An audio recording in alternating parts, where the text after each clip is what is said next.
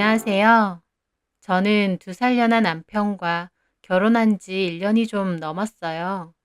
결혼한 지 얼마 되지도 않았는데 시어머니와 정말 심하게 다투고 영까지 끊을 뻔했습니다. 그런데 시어머니와 사이가 그렇게 틀어진 원인이 뭔 줄 아세요? 바로 남편의 이간질 때문입니다. 말을 이상하게 전하는 남편 때문에 어머님과 제 사이가 단단히 틀어졌던 거죠. 남편이 어떻게 말을 전하냐고요? 신혼 초에 있었던 일입니다. 우리 엄마 김치 진짜 맛있어. 그러길래 저도 맞장구를 쳤죠. 맞아, 어머님 김치 진짜 맛있던데? 다음에 김장하실 때 좀 얻어와야겠다. 그랬는데 나중에 어머님 댁에 가서 뭐라고 하는 줄 아세요? 엄마, 선이가 김치 먹고 싶다고 김치 좀 담궈달래. 남편이 그 말을 하는 순간 어머님도 황당하게 보고 저도 너무 깜짝 놀랐어요. 제가 어머님께 김치를 담궈달라는 게 아니라 김치가 맛있다는 남편의 말에 맞장구를 친 것뿐인데 순식간에 시어머니 부려먹는 며느리를 만들더군요. 저는 어머님에게 변명을 했죠. 아니에요, 어머님. 그렇게 말한 게 아니고 남편이 어머님 김치 맛있다고 해서 다음에 담그실 때 좀 얻어와야겠다 그런 거예요.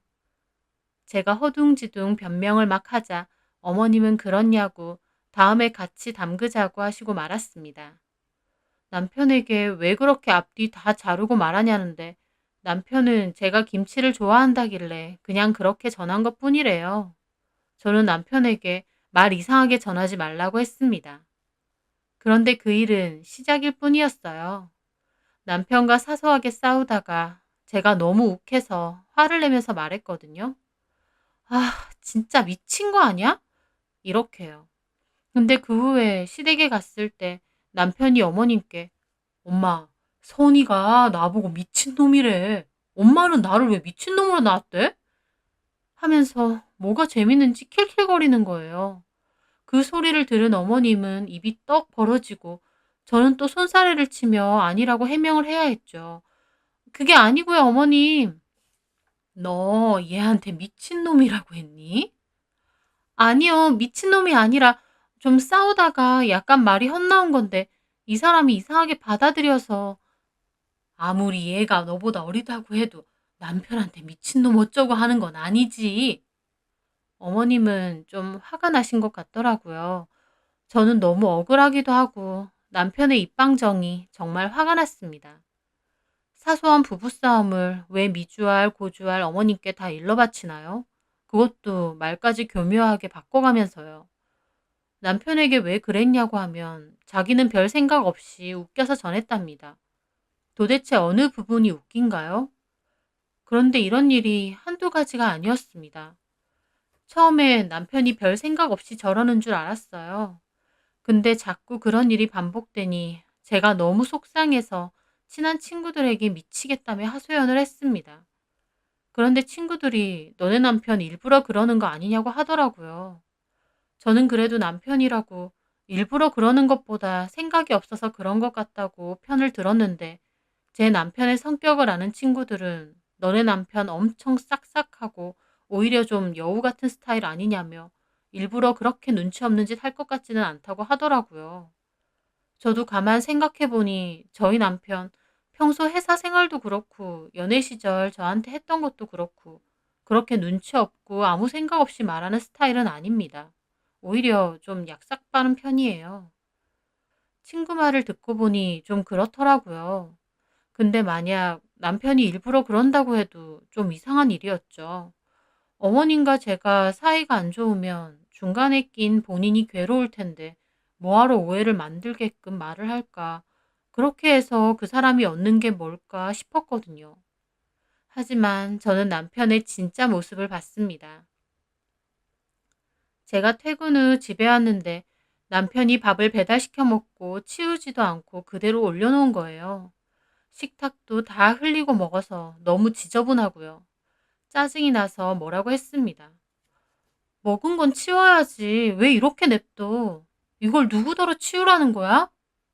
나 좀 이따 치울게. 매번 그렇게 말하고 안 치우잖아. 그냥 잠든 적도 많고. 결국 내가 다 치우고. 아, 좀 이따 할게. 지금 너무 귀찮아서 그래. 나는 안 귀찮아? 그리고 이렇게 더러운 꼴을 놔두고 싶어? 거슬리지도 않나 봐.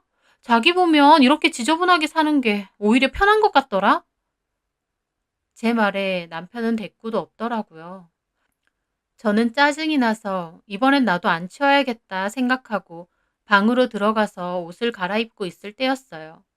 어머님이 남편에게 주말에 반찬 들고 가라고 전화가 왔더라고요. 그런데 남편이 또 선이 좀 전에 와서 옷 갈아입고 있어. 엄마, 근데 선이가 나 왜 이렇게 지저분하고 더럽게 컸냐는데? 더럽게 사는 게 참 편해 보인다고. 엄마 나를 왜 이렇게 지저분하게 키웠어? 좀 깔끔한 아들로 키웠어야지.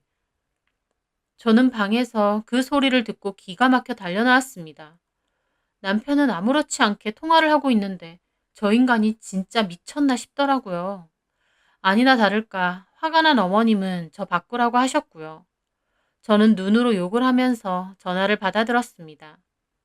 너 진짜 정민이한테 그렇게 말했니?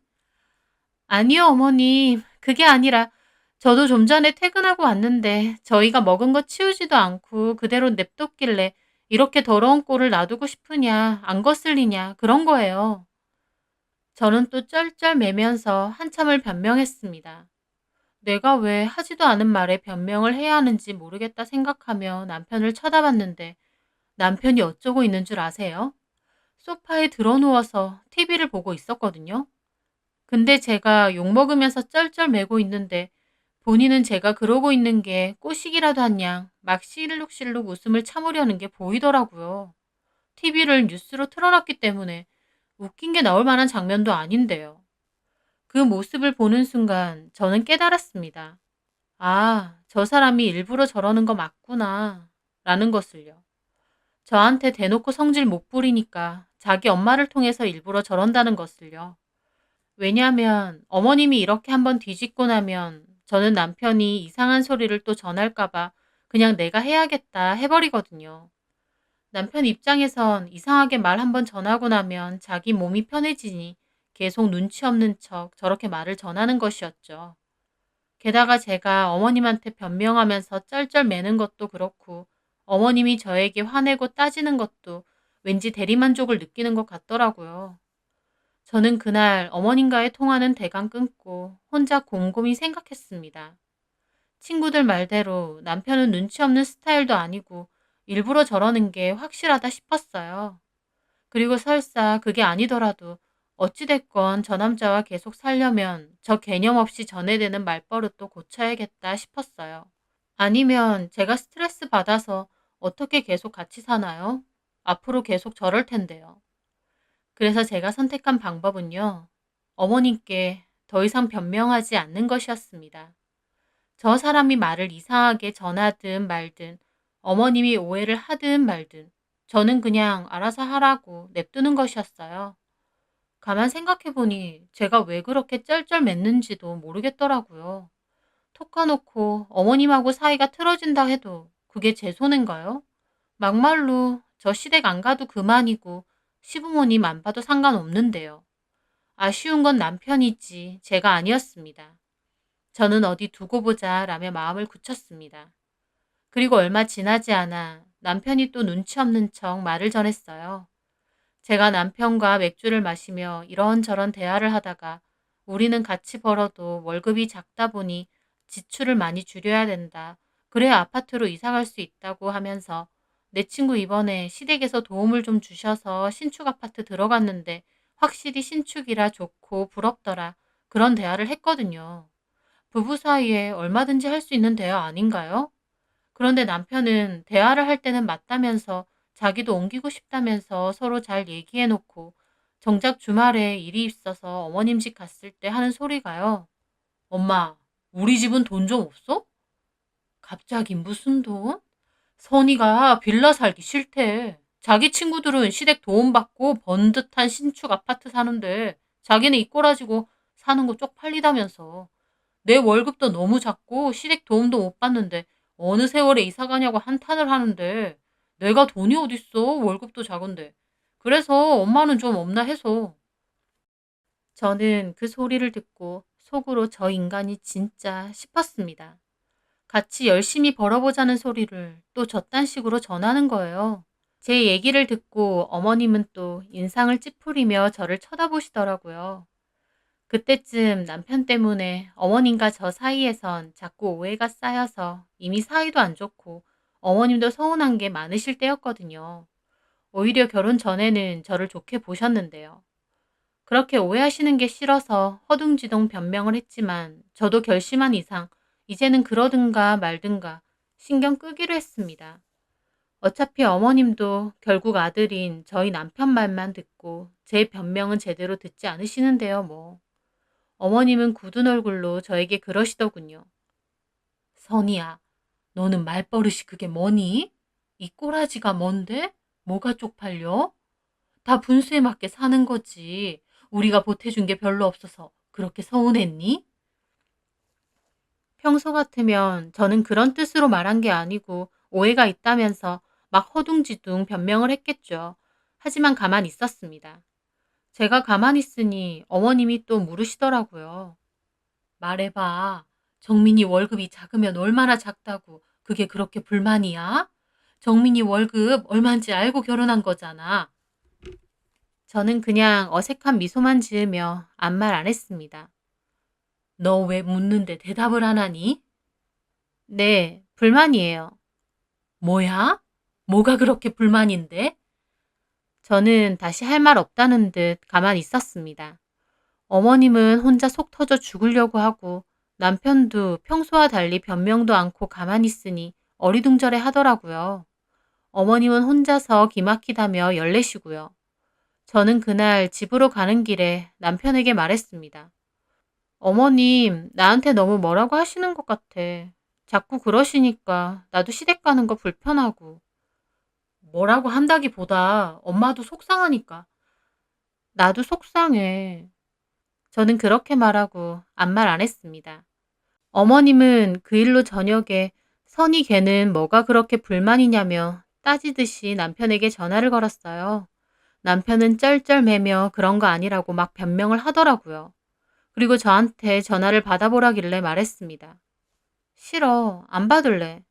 왜? 엄마랑 통화해서 좀 풀어드려. 자기 그런 뜻으로 말한 거 아니잖아. 됐어. 결국 남편은 혼자서 쩔쩔매며 수습을 하다가 전화를 끊었어요. 그리고 저한테 전화라도 한 통 드리라고 하더군요. 우리 엄마 소심한 거 알잖아. 가뜩이나 우리 결혼할 때 보태준 거 없어서 마음 안 좋으신데 엄청 속상하신가 봐. 자기가 엄마한테 전화해서 그런 거 아니라고 좀 해줘. 됐어. 나도 속상한데 뭐.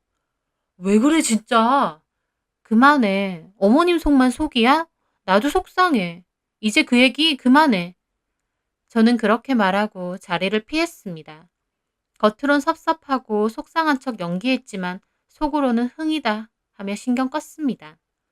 그 후 어머님은 선이 걔는 전화 한 통 안 하냐고 남편에게 전화를 한 것 같은데 저는 전화 걸기 싫다고 했고 남편만 중간에 끼어서 어쩔 줄 몰라 하다가 저한테 그러더라고요. 엄마가 그러고 갔는데 전화 한 통 없냐고 엄청 섭섭해해. 이대로 연이라도 끝하는 거냐며. 솔직히 말이야 바른 말로 우리 엄마 아빠가 뭘 해준 것도 없지만 그렇다고 처가댁에서 뭘 해준 것도 아닌데 왜 시댁에만 섭섭하냐 생각하실 수도 있어. 합의하에 양가 다 안 한 거잖아. 저희 부부는 양가 어디에도 도움을 받지 않았거든요. 남편의 저 말은 저도 아무 생각은 없었지만 상황이 이렇다 보니 옳다구나 싶었습니다. 저는 일부러 불같이 화를 내며 말했죠. 뭐라고? 어머님이 그렇게 말하셨어? 어? 아니, 엄마가 그렇게 말한 건 아니고 양가에서 서로 도움 없이 하기로 한 거였지 않냐. 뭐 그렇게 말하신 건데. 저는 남편이 말하든 말든 그대로 어머님께 전화를 걸었습니다. 뭐 하자는 거야? 남편은 깜짝 놀랐지만 저는 아랑곳하지 않고 전화를 걸었고 어머님이 퉁명스럽게 받으시더군요. 어쩐 일이야? 저도 막 서운한 목소리로 따졌죠. 어머님, 저 이희한테 얘기 들었는데요. 처가에서도 똑같이 쥐뿔도 해준 거 없는 주제에 왜 시댁 가지고만 난리냐고 그러셨다면서요. 뭐라고? 이희가 그러던데요. 남편은 눈알이 튀어나올 듯 놀라면서 내가 언제 그랬냐고 펄쩍 뛰더라고요. 내가 언제 그렇게 말을 했어? 그럼 이이가 거짓말해요? 어머님 아무리 그래도 처가에도 집불 해준 거 없다느니 어떻게 그렇게 말하실 수 있으세요? 저도 진짜 섭섭하네요. 기가 막혀 진짜. 정민이가 그렇게 말했어? 네. 바꿔봐. 저는 남편에게 전화 받아보라고 했습니다. 남편은 어이없는 얼굴로 저를 보더니 전화를 받고는 막 이래저래 변명을 하더라고요. 저는 일부러 막 속상한 척을 하며 자리를 피했습니다. 그럴수록 어머님과 제 사이는 몹시 악화됐습니다. 근데 웃긴 게 막상 제가 마음을 먹고 나니 어머님하고 사이 틀어진 게 그렇게 힘들지 않았어요. 그 전에는 어머님이 오해를 할까봐 전전긍긍하면서 어떻게든 풀려고 애썼는데 막상 이렇게 되니 제가 왜 그렇게 안절부절했는지 모르겠더라고요. 시어머니와 사이 안 좋아져도 이제 상관없다라는 태도로 나가니 오히려 안절부절 못하는 건 남편이었습니다. 남편은 어떻게든 풀어보려고 노력했지만 저는 오히려 저도 너무 기분 상했다고 말하면서 오히려 어머님 너무한 거 아니냐 그랬죠. 남편은 제가 어쩔 줄 몰라 하며 변명할 때는 뒤에서 킬킬거리며 웃더니 막상 어머님이 속상해하고 오해가 점점 쌓이니까 본인이 더 힘들어했습니다. 저도 섭섭하다고 앞으로 시댁 안 간다고 난리치고요. 저보고 엄마한테 전화해서 먼저 굽히고 사과해달라 하는데 저는 오히려 어머님이 먼저 사과하기 전까지 절대 안 본다고 했습니다. 그리고 남편에게도 말 똑바로 전하라고 했고요. 남편은 어머님 하소연을 엄청 들었는지 고부 갈등 때문에 자기만 미치겠다고 징징거리던데 그 고부 갈등 애초에 누가 만들었나요? 본인이 말 부풀려서 전하고 애초에 어머님과 제가 오해하게끔 만들어 놓고 막상 오해한 대로 냅두니 속상하다고 펄쩍 뛰는 꼴이 진짜 웃겼습니다. 그러다 남편이 하루는 저에게 그러는 거예요. 엄마가 그냥 나도 오지 말고 앞으로 연락 말래. 왜? 당신이 그렇게 하니까 엄마도 속상하잖아. 아무리 그래도 시어머니인데 며느리가 무시하는 것도 아니고 엄마 처음에 너 착하다고 좋아했는데. 남편은 그렇게 말하다 아차 싶었는지 말을 멈췄습니다. 하지만 저는 다시 어머님께 전화를 드렸죠. 뭐 하는 거야 지금? 저는 남편의 만류에도 전화를 걸었어요. 어머님은 처음에 안 받고 나중에 받으시더라고요. 뭔데? 어머님, 저도 어머님 말씀 때문에 너무 속상해요. 제가 착한 줄 알았는데 시어머니 개무시하고 아주 대먹지 못하다고 그랬다면서요. 뭐라고? 어머님이 저 먼저 무시하셔놓고 왜 저한테 그러세요? 남편은 옆에서 그만하라고 전화를 뺏어서 끊어버리더라고요. 내가 언제 그렇게 말했어? 방금 그렇게 말했잖아. 그리고 어머님이 전화가 왔습니다. 네. 정민이가 그렇게 말했다고? 네. 토시 하나 안 틀리고 정말 그렇게 말했어? 제가 없는 말 전해요, 어머님? 아무리 제가 없는 자리여도 그렇지. 너무 하시네요. 나 그렇게 말한 적 없다. 너야말로 남편이 그런 말 했다고 이렇게 쪼르르 전화해서 따지니? 시어머니한테? 어머님이 그런 말 한 적도 없으신데 남편은 그럼 없는 말을 저한테 지어서 한다는 거세요? 제 말에 어머님은 기가 막히신지 아무 말도 안 하시더라고요. 그러더니 남편 바꾸라고 하셨어요. 어머님은 남편에게 왜 말을 이상하게 전하냐고 따지시는 것 같더라고요. 남편은 그렇게 말한 게 아닌데 오해가 어쩌고 하고요. 저는 다시 획 나가버렸습니다. 이왕 시작한 거 어디 갈 때까지 가보자 싶었어요. 그런데 얼마 후 어머님이 저에게 얘기 좀 하자고 오라고 하셨습니다. 평소와 달리 차분한 목소리로요.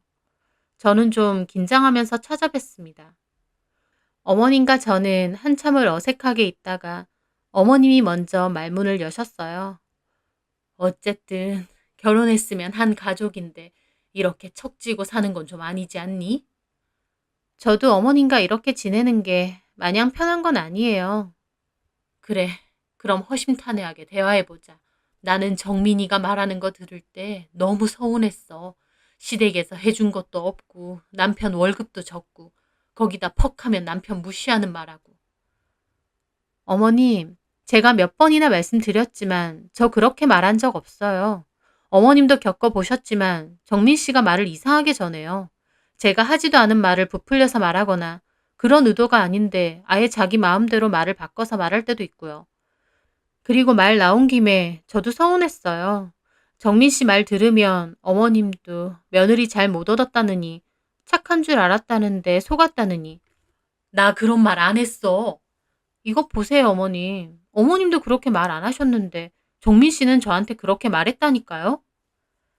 제 말에 어머님도 생각이 많아 보였습니다. 저는 제 말에 어머님이 또 폭발하실까봐 걱정했는데 어머님도 아무 말 없이 제 얘기 들으시더니 한참 생각하시더라고요. 그래, 정민이가 원래 그런 애가 아닌데 요새 말을 좀 이상하게 전하긴 하더라. 그리고요, 어머님. 솔직히 부부 사이에 별 의미 없는 대화들일 수도 있는데 그걸 미주알, 고주알 어머님께 말씀드리면 당연히 분란이 일어날 수밖에 없잖아요. 저는 정민 씨랑 어떤 대화를 했든 친정 부모님께 절대 이런 말씀 안 드려요. 어머님은 그 말에 아무 말도 안 하시더라고요. 저도 어머님하고 척지고 사는 거 원치 않아요. 하지만 의도치 않게 서로 오해가 자꾸 쌓이게 되는 것 같아요. 그래, 알았다. 나도 정민이한테 부부 사이의 대화나 일은 나한테 전하지 말라고 하마. 나도 안 듣고. 네, 어머님. 저도 어머님께 전화해서 따진 거 죄송해요. 됐다. 너도 사람인데 속상해서 그럴 수도 있지. 그렇게 어머님과 저는 오해를 풀게 됐습니다. 오히려 어머님과 다이렉트로 얘기를 하면 문제가 없고 어머님도 시원시원한 성격이신데 남편이 중간에서 쓸데없는 이간질을 하는 바람에 상황이 이렇게 된 거였죠. 하지만 이 일로 남편도 중간에서 제법 곤란했는지 이제는 그 쓸데없는 소리 더 이상 안 전하려고 하고 또 행여나 전하려고 해도 어머님이 너네 부부 얘기는 나한테 하지 말라고 윽박 지르시더라고요. 철없는 남편 데리고 살면서 이런 일도 겪네 싶기도 하지만 제 나름대로는 그래도 잘 해결한 것 같아 기쁩니다. 무조건 화부터 내지 않고 제 얘기를 끝까지 잘 들어주신 어머님 덕분이기도 하고요. 이런 일은 묵혀두면 결국 서로 빈정상하고 심하면 이혼 사유까지 된다지만 그래도 나름 잘 해결된 것 같아 다행이기도 합니다. 하지만 또 그 못된 버릇 나오면 눈에는 눈, 이에는 이라는 생각으로 똑같이 되갚아줄 생각이에요. 물론 그때는 제가 더 참지 않고 콱 갈라서 버릴 수도 있겠지만요. 때로는 마냥 참는 것보다 똑같이 확 저질러 버리는 것도 나쁘지 않은 것 같습니다. 제 사연 들어주셔서 감사합니다.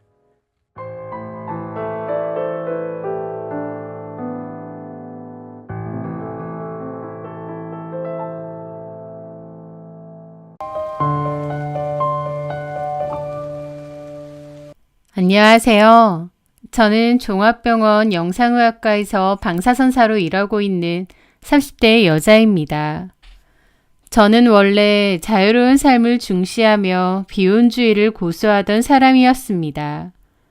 결혼이라는 굴레에 얽매이기보다는 제 일에 집중하고 제 삶을 스스로 개척해 나가는 것이 더 가치 있다고 생각했거든요. 하지만 운명은 때로 예상치 못한 방향으로 흘러가는 것 같습니다. 비혼주의였던 제가 한 남자에게 푹 빠졌고 결혼 준비도 꽤 막판까지 진행했었거든요. 물론 그 문턱에서 모든 것을 스톱하고 돌아왔지만요. 오늘은 그 기막히고 황당했던 제 파혼 이야기를 여러분께 들려드리려고 합니다. 저는 원래 근무하던 병원에서 다른 종합병원으로 근무지를 옮겼습니다. 새로운 직장에서 적응을 하며 지내던 때였어요. 일을 하면서 친해진 동료들 중 그 남자도 있었습니다. 그 남자의 이름은 주성민이었고 저희 병원의 간호사였어요.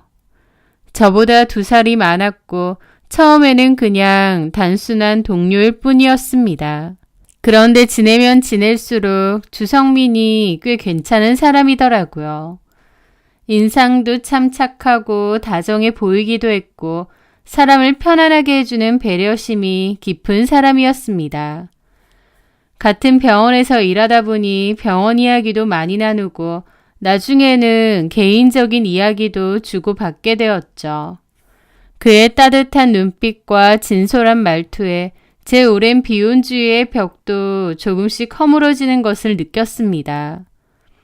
그렇게 잘 지내다가 그 남자가 먼저 데이트 신청을 하더라고요. 저도 딱히 거절하고 싶지는 않았기에 만나보았고 그 후 저희는 자연스럽게 몇 번의 만남을 더 가졌습니다. 만날수록 그의 진솔하고 따뜻한 마음에 점점 더 깊이 빠져드는 것 같았죠. 그렇게 만난 지 불과 8개월 정도 됐을 무렵 주성민은 제게 청혼을 했습니다. 그 남자 만나오면서 저도 당연히 이런 사람과 결혼하면 어떨까 많이 생각해 보았어요. 만나는 내내 제게 보여준 따뜻하고 배려 넘치고 다정한 모습들. 저는 잠시 망설였지만 이 사람과 함께라면 잘 살 수 있을 것 같다는 생각이 들었습니다. 그렇게 저는 그의 청혼을 받아들였습니다. 그런데 가만 보면 그는 유독 결혼을 서두르는 눈치였습니다. 우리 둘 다 나이도 적지 않은 데다 서로에게 확신이 있다면 결혼을 더 늦출 이유가 없다라면서요. 저는 그저 그가 저를 많이 사랑해서 그런 것이라고 단순히 그렇게만 생각했었습니다. 그것이 앞으로 닥쳐올 모든 불행과 기만의 교묘한 서막이 될 줄은 꿈에도 모른 채 말이죠. 결혼 준비는 생각보다 빠르게 진행되었습니다. 그런데 예비 시어머니, 그러니까 성민 씨의 어머니를 처음 뵙는 자리에서 저는 뭔가 이상하고 불편한, 말로 설명하기 힘든 쎄한 낌새를 느꼈습니다. 어머님은 첫 만남부터 저를 마치 아랫사람 대하듯 혹은 회사 면접이라도 보듯 아주 깐깐하고 불편한 질문들을 쉴 새 없이 쏟아내셨거든요. 물론 그 속에서 저를 며느리감으로 마음에 들어하지 않는다는 것도 느낄 수 있었습니다. 들어보니 민주도 우리 아들하고 같은 병원 일한다던데 의사도 아니고 간호사도 아니고 뭐라고 했더라? 방사선사입니다. 아, 그래, 맞아. 들어놓고 깜빡했네. 병원에서 엑스레이 사진이나 찍는 거 말하는 거지? 아, 예. 여러 업무가 있는데 업무 중 엑스레이 사진 촬영도 있어요. 그래, 뭐 어쨌든 병원에서 그렇게 일하는 거 보니 민주도 열심히 살았나 본데. 아, 근데 뭐 아무리 그래도 우리 아들 짝으로는 좀 많이 아쉽다는 생각이 드네. 사실 우리 성민이 정도면 더 좋은 집안에 더 번듯하고 훌륭한 직업 가진 여자 얼마든지 골라서 만날 수 있었는데 말이야. 라고 하시는 겁니다. 면전에 대고 이런 식으로 말하실 줄 몰라서 너무 불쾌하고 황당하더라고요. 제 직업이 뭐 어때서 저렇게 말하시나 싶어 모욕적이기도 했고요. 황당했지만 일단은 꾹 참았습니다. 어른이니까, 그리고 결혼을 앞둔 예비 시어머니니까요. 그리고 속으로 성민 씨는 간호사고 나는 방사선사인데 내가 뭐가 그렇게 처진다고 생각하실까? 의아하기도 했습니다. 첫 만남이 그렇게 끝이 나고 남친에게 물었죠. 어머님이 나를 별로 마음에 안 들어 하시는 걸까? 아니야, 그런 거. 자기 좋게 보셔. 인물도 좋고 성격도 좋다고. 근데 왜 자기 짝으로 내가 부족하다고 자꾸 그러시는 거야? 특히 직업 얘기를 하시던데 나는 솔직히 내 직업이 그렇게 부족한 직업이란 생각은 해본 적이 없는데. 엄마가 잘 모르셔서 그래. 병원에서 일하는 사람들은 다 의사나 간호사인 줄 아셔서. 자기가 이해 좀 해줘. 그래? 저는 그때까지만 해도 주성민의 얘기를 듣고 그런가 보다 했습니다. 그런데 그 후에 결혼 준비 과정에서 몇 번 더 만나뵌 어머님은 이상하게 아들에 대한 과장된 자부심을 드러내며 저를 은근히, 아니 아주 대놓고 무시하고 깎아내리시는 거예요. 간호사인 아들이나 방사선사인 저나 소위 말하는 그 급이라는 게 뭐가 그렇게 다르다고 저를 자꾸 무시하시는 건가 기분이 너무 언짢더라고요. 게다가 어머님은 아들에 대한 자랑도 많이 하셨습니다. 우리 성민이가 말이야, 워낙에 머리가 비상해서 어릴 때부터 동네방네 신동소리 듣고 자랐어. 초등학교 때부터 맨날 전교 1등만 했고. 네, 그래서 지금은 이렇게 자랑스러운 아들이 되었지. 성민이 보고 있으면 얼마나 기특한지 몰라. 아, 그러세요? 저는 어머님이 아들에 대한 자부심과 사랑이 참 넘치시는구나 싶더라고요. 그런데 듣다 보면 좀 과할 정도였습니다. 우리 성민이가 나한테는 내 평생의 자랑이자 기쁨이라니까. 내가 주변에도 얼마나 자랑하고 다닌다고. 간호사라는 것이 정말 좋은 직업이고 많은 공부와 노력을 해야 되는 직업이란 건 알겠는데 그게 이렇게 동네방네 자랑을 하고 다니시고 뿌듯해서 평생의 기쁨이라고까지 하실 정도인가 싶어 좀 의아하더라고요. 그리고 그런 생각이시면서 왜 방사선사인 저는 이렇게 무시하시는지도 이해가 안 됐고요. 그런데요. 그 뒤에 혼수 관련 얘기한다고 한 번 더 어머님을 만나서 얘기를 할 때가 있었는데요. 그때 저는 어머님이 왜 그렇게 아들에게 자부심을 느끼는지 알게 되었습니다. 어머님은 아들에 대해서 완전히 엉뚱하게 잘못 알고 계신다는 엄청난 반전도요. 우리 성민이 병원 내에서도 평판이었더니? 병원에서요? 그래, 너도 그 병원에서 일하니까 알 거 아냐. 뭐 평판 좋고 일 잘하고 싹싹하다고 다 좋게 얘기하죠. 환자들한테도 잘하고. 그러니 너 성민이랑 결혼한다니까 다른 병원 사람들이 뭐래? 저희 결혼하는 거요? 그래. 뭐 그냥 축하한다고. 그냥 축하한다고만 하니? 너 보고 팔자 폈다는 소리는 안 하고? 라는 겁니다. 저는 황당해서 말했죠. 누가 그런 소리를 해요. 제가 무슨 팔자를 그렇게 폈다고. 아니, 의사를 잡았는데 아무도 그런 소리를 안 하니? 겉으론 안 해도 속으론 다 부러워할 거다. 라고 하시는 겁니다. 처음에는 어머님 말이 뭔 소린지 모르겠고 어리둥절했죠. 네? 제가 의사를 잡았다고요? 그래! 누가 의사예요, 어머님? 제 물음에 옆에 있던 주성민의 표정이 엄청 당황스러워 보이더라고요. 얘는 지금 뭔 소리 하는 거야? 우리 성민이가 의사지. 그럼 네가 의사니? 네? 저는 그 순간 어머님이 무슨 말을 하시나 했습니다. 주성민은 저랑 같은 병원에서 일하기 때문에 제가 잘 알잖아요. 주성민은 간호사지 의사가 아닙니다. 그런데 어머님은 자신의 아들인 주성민을 의사로 알고 계신 것 같더라고요. 우리 아들 어려운 환자 도우려고 개원도 안 하고 심장내과 부교수로 그 병원에 계속 남아있잖아. 환자들이 그렇게 밀려있다며? 우리 성민이 같은 의사가 진짜 참 의사지. 안 그러니? 그러니까 너는 정말 결혼 잘하는 거지. 이런 남자가 어디 흔해? 너는 우리 성민이 같은 남자랑 결혼하는 거 아주 고맙게 생각해야 돼. 솔직히 내 주변에서도 우리 아들 소개 좀 해달라고 부잣집 교수들이며 변호사, 약사 전문직 여자들이 줄을 섰다. 그래도 어쩌겠니? 성민이는 네가 좋다는데. 너 우리 성민이가 의사 사모님 시켜주는 거니까 우리 아들한테 잘해야 돼. 알았지? 그러시는 겁니다. 저는 황당해서 어머님께 뭘 잘못 알고 계신 거 아니냐라고 하고 싶었는데 주성민이 제 팔을 살짝 잡더라고요. 주성민 얼굴을 보니 약간은 곤란한 얼굴로 저를 말리듯이 하고 있는 겁니다. 그 상황이 너무 기막히고 어이없지만 일단은 가만히 있었습니다. 그리고 어머님이 잠깐 화장실을 가느라 자리를 비운 사이에 저는 주성민에게 살짝 물어보았습니다. 자기야, 이게 다 무슨 소리야? 어머님이 자기를 지금 의사라고 아시는 거야?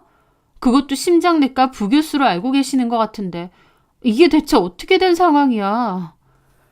제 물음에 주성민은 대답도 제대로 못하고 힐끗힐끗 눈치를 보더라고요. 저는 어머님이 돌아오시기 전에 어서 대답해보라고 했습니다. 나 지금 어머님이 무슨 얘기 하시는지 모르겠어. 자기 혹시 나한테 뭐 숨기는 거 있어? 주성민은 당황스러운 듯 안절부절 못했지만 한편으론 저한테 알려야 될 걸 드디어 알렸다는 표정이기도 했습니다. 그러더니 저기 민주야, 내가 나중에 다 솔직하게 설명할 테니까 일단은 엄마 앞에서는 아무 말도 하지 말고 모른 척 좀 해줘. 그냥 엄마 말이 다 맞는 것처럼 맞춰주라. 어? 부탁이야. 그러는 겁니다. 저는 어이가 없어서 다시 물었죠. 아니, 그게 뭔 말이야. 이게 대체 어떻게 된 일이냐고. 그런데 그렇게 따져 묻는 사이 어머님이 돌아오셨습니다. 저는 일단 입을 다물었어요. 나중에 주성민에게 어찌된 일인지 다 물어봐야겠다 생각하면서 일단 그 자리에서는 가만히 있었죠. 그렇게 불편하고 이상한 만남이 끝이 나고 저는 바로 주성민에게 따져 물었습니다. 이제 얘기해봐. 이게 다 어떻게 된 건지. 자기 나한테 뭘 숨기는 거야? 제 물음에 주성민은 제 눈치를 보며 모든 것을 실토하더라고요. 사실은 어렸을 때부터 우리 엄마는 내가 의사가 되기를 바랬거든. 엄마 말 맞다나 어렸을 땐 영재 소리를 들을 만큼 머리가 좋기도 했고 또 중학교 들어갈 때까지만 해도 공부를 정말 잘했거든. 그래서 엄마도 나에 대한 기대가 크셨던 것 같고 없는 살림에 공부도 엄청 시키셨어. 안 해본 과외나 안 가본 학원이 없을 정도로. 그런데 중학교 들어가고 학년이 올라가면서부터 나도 공부에 대한 흥미를 잃기 시작했고 성적도 점차 떨어지는 거야. 엄마의 기대가 있으니까 나도 잘해야 된다는 압박이 심한데 갈수록 성적은 떨어지고 나중에는 시험 공포증까지 오더라고. 그런데 내가 성적을 잘못 받았다고 하면 엄마가 너무 실망하시고 괴로워하시면서 더 공부를 심하게 시키시는 거야. 내가 유일한 희망이라고 하면서. 나는 엄마를 실망시켜드리기 싫기도 하고 또 나도 어느 정도 허영심이 있었던 것 같아. 고등학교 때는 엄마에게 성적을 속였다가 나중에는 의대에 합격했다고 하고 결국 의사가 된 것처럼 거짓말을 했어. 주성민의 말에 저는 입이 뜨악했죠. 아니 어쩌자고 그런 걸 다 속여? 결국 들통날 거짓말이잖아. 여태까지도 안 들켰어. 자기야, 자기도 제발 모른 척 해주면 안 될까? 뭐라고? 나도 같이 어머님을 속이라고? 속이라는 게 아니라 그냥 모른 척 해달라는 거야. 지금처럼 아무 말도 안 하면 그건 속이는 게 아니잖아. 그건 안 돼. 내가 아무 말 안 하는 것도 어쨌든 자기가 하는 거짓말에 동조하는 거잖아. 자기야, 어머님한테 이제라도 솔직하게 말씀드려. 그건 안 돼. 자기야, 이건 아니야. 어떻게 어머님한테 그런 걸 속일 수가 있어? 말씀드리자. 어머님도 처음엔 놀라시겠지만 그래도 이해하실 거야. 자식 일이니까. 저는 주성민을 설득했는데 주성민은 오히려 저를 설득하더라고요. 그래 자기야, 얘기할게. 나도 언젠가는 엄마한테 다 얘기해야 된다는 거 알아. 얘기할 건데 그게 지금은 아니야. 그럼 언제 얘기하려고? 결혼하고 바로 얘기할게. 뭐라고? 왜? 나도 마음의 준비가 좀 필요하고 내가 약속할게. 결혼하고 정말로 엄마한테 다 알릴 테니까 지금은 제발 비밀로 해줘. 어? 주성민은 결혼하고 나면 다 알리겠다고 자기한테 시간을 좀 달라면서 거의 예언하듯이 눈물까지 글썽이며 말했습니다. 그 상황이 너무 어이가 없더라고요. 주성민이 어머님을 그렇게 오랫동안 속였다는 사실이요. 하지만 제 앞에서 눈물까지 흘리면서 결혼하고 나면 바로 얘기하겠다는 주성민을 보며 저는 마음이 흔들렸습니다. 제가 다 알 수는 없지만 그동안 주성민도 마음고생이 꽤나 심했나 보다 싶고 결혼하고 나서 다 얘기한다고 약속했으니 나도 조금은 더 모른 척 해줄까 싶었습니다.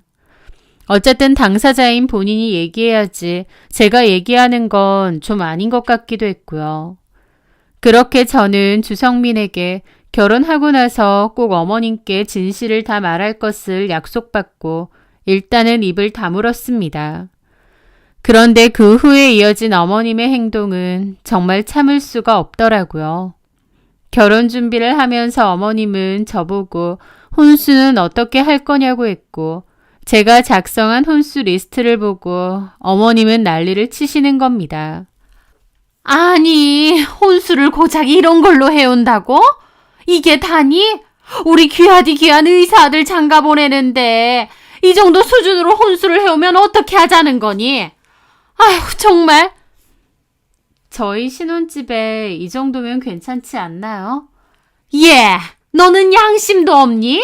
내가 들어보니까 집도 우리 성민이가 해온다면서. 솔직히 의사한테 시집 오는 거면 집도 네가 해와야 되는 거 아니니? 주성민이 집을 해오는 건 맞는데 청약 당첨으로 해오는 거라 나머지 잔금 대출은 같이 갚기로 했습니다. 그런데 어머님은 아예 주성민이 단독으로 집을 해오는 거라고 생각하시더라고요. 제가 의사 아들한테 시집 오면서 집도 안 해오는 게 불만이셨고 혼수도 생각보다 적게 해오니까 마음에 안 드신 거였죠. 내가 아무 소리 안 한다고 해도 네가 이런 건 알아서 수준 맞춰와야 되는 거 아니니? 우리 아들 명성과 격에 얼추 맞춰야 되는 거 아니냐고. 너네 부모님은 뭐라고 하시니? 의사 사이 보시면서 이게 말이 돼? 어머님이 그렇게 말하실 때마다 저는 너무 어이가 없어서 모든 상황을 다 말하고 싶었지만 주성민이 그럴 때마다 저를 당기며 제발 말하지 말아달라는 눈치를 보냈습니다. 저는 속은 부글부글하지만 아무 말도 하지 않았어요. 주성민에게 어머님이 자꾸 저런 식으로 나오시지 않느냐고 따져도 주성민은 그저 무조건 미안하다, 나중에 자기가 다 엄마한테 해명하겠다, 그 소리만 했습니다. 주성민은 그 와중에 저한테 엄마가 무리하게 요구하시는 것들은 자기가 따로 저한테 돈을 주겠답니다. 그러니까 어머님 앞에서는 제가 하는 척 최대한 맞춰드리면 안 되겠느냐고 하더라고요. 본인도 어머님을 속이더니 저한테까지 속이라는 건지 뭔지. 저도 결혼 준비를 하면서 계속 현타가 자주 왔죠. 아무리 이 남자를 사랑하고 결혼까지 준비 중이지만 이 결혼을 하는 게 맞나 싶은 생각이 계속 들었습니다. 머리로는 끝내는 게 맞는데 그래도 미련스럽게 그 남자를 좋아하는 마음은 여전했거든요. 게다가 주변에 결혼한다고 다 얘기도 해놨는데 갑자기 결혼을 중단하는 것도 자신이 없었고요. 그렇게 갈팡질팡하던 어느 날이었습니다. 어머님이 저를 다짜고짜 부르시더니 백화점에 같이 가자고 하시더라고요. 결혼할 때 저랑 주성민이 입을 예복 같은 걸 봐주시겠다고요. 저는 처음에 그 얘기를 들었을 때 어머님이 저를 위해 예복을 사주신다는 얘긴가 했습니다. 그런데 백화점에 도착하자마자 어머님은 저를 아주 비싸고 화려한 명품관으로 끌고 가시는 거예요. 저는 이런 곳까지는 좀 부담스럽다고 했는데도 어머님은 제 얘기는 귓등으로도 안 듣고 저를 데리고 가시더라고요. 그리고는 문 앞에서 네가 입을 거 아니고 내가 입을 거 볼 거다 라고 하시고는 안으로 들어가시는 겁니다.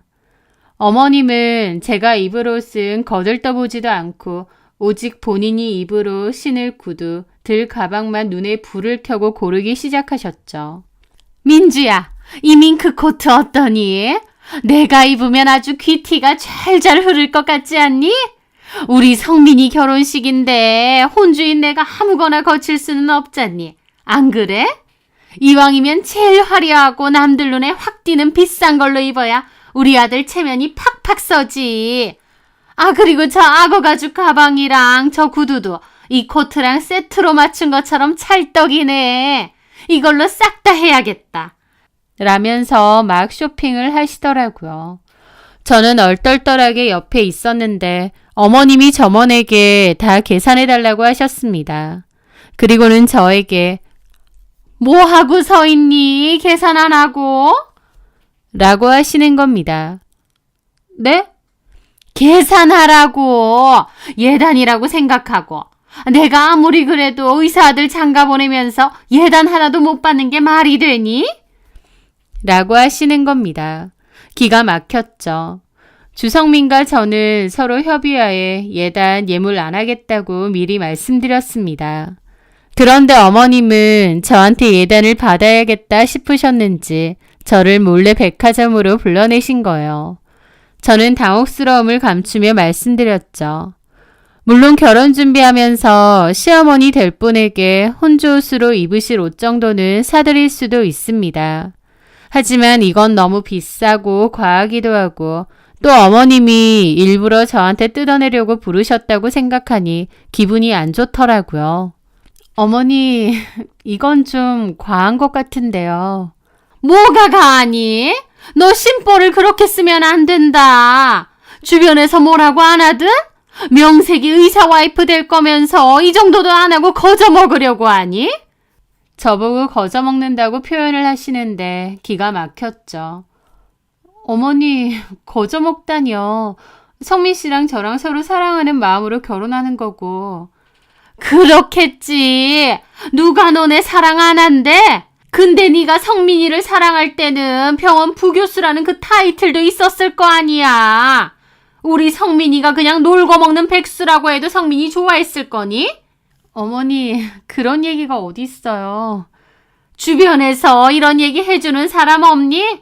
어떻게 의사랑 결혼하면서 이렇게까지 아무것도 안 하려고 할 수가 있어? 말끝마다 의사랑 결혼 어쩌고 하시는데 황당하고 어이가 없다 못해 화가 머리 끝까지 났습니다. 성민 씨와의 약속이고 뭐고 그 자리에서 확 다불고 결혼을 엎어버릴까 싶은 마음까지 들었죠. 하지만 그 와중에도 성민 씨의 말이 떠올라서 일단은 한번 참고 어머님이 원하시는 대로 사드리고 결제를 해드렸습니다. 그제야 어머님은 의기양양한 표정이시더라고요. 저는 이 얘기를 주성민에게 다 했고 주성민은 미안하다며 쓴 돈은 자기가 다 돌려주겠다고 하더라고요. 계속 이런 식일 순 없어. 어머님은 성민 씨가 의사고 장가 보내기도 아까운 아들이라고 생각하시잖아. 계속 나한테 불만도 있으신 거고. 어차피 결혼하면 살림도 합치는 건데 이렇게 의미 없는 돈을 쓸 이유가 뭐가 있어? 알지. 자기가 무슨 말인지 다 아는데 그래도 일단 결혼하고 얘기할게. 응? 엄마 너무 기분 좋아 보이시는데 조금만 더 맞춰드리자. 엄마가 받을 충격이 너무 클 것 같아서 그래.